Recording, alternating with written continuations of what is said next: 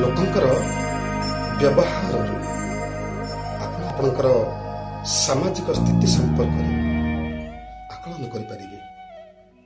ଯଦି ଲୋକେ ଆପଣଙ୍କୁ ପ୍ରଶଂସା କରୁଛନ୍ତି, ତେବେ ଭାବି ନେବେ ସେମାନେ ଆପଣଙ୍କୁ ସମ୍ମାନ ଦେଉଛନ୍ତି। ଯଦି ଲୋକେ ଆପଣଙ୍କୁ ଭଲ ପାଉଛନ୍ତି, ତେବେ ଭାବି ନେବେ ସେମାନେ ଆପଣଙ୍କୁ ଜଣେ ବନ୍ଧୁ ହିସାବରେ ଗ୍ରହଣ କରିସାରିଛନ୍ତି। ଯଦି ଲୋକେ ଆପଣଙ୍କର ଚାଲି ଚଳନ ଆଚାର ବ୍ୟବହାରକୁ ଅନୁସରଣ କରୁଛନ୍ତି, ତେବେ ଭାବି ନେବେ ସେମାନେ ଆପଣଙ୍କର ନେତୃତ୍ୱକୁ ସମ୍ମାନ ଦେଉଛନ୍ତି। ଯଦି ଲୋକେ ଆପଣଙ୍କର ସମ୍ମାନକୁ କ୍ଷୁଣ୍ଣ ହେବାକୁ ଦେଉନାହାନ୍ତି, ତେବେ ଭାବି ନେବେ ଲୋକେ ଆପଣଙ୍କୁ ଏକ ରୋଲ ମଡେଲ ହିସାବରେ ଗ୍ରହଣ କରିସାରିଛନ୍ତି।